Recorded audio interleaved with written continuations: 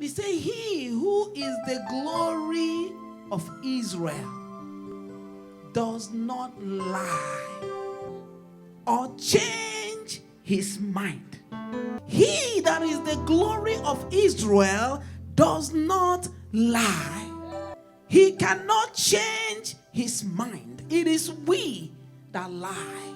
Whatever he said he will do, he will do. When he speaks a word, he backs it up. He said, heaven and earth shall pass away, but every bit of his word must surely come to pass. He that is the glory of Israel, he that is the glory of King's Assembly, he that have led us this far, he that have kept us this far, he that have preserved us this far, he that has spoken and it have happened thus far, he never failed, he never changed, he will not begin to change because of you.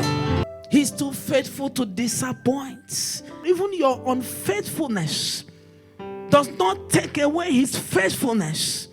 I have proven him all over and all over again. Beloved, he has a track record of keeping to his words. When somebody make promise to you, when you look at their track record, you know if they will fulfill their promise or not. He is the faithful God. He didn't say he keeps his covenant of love.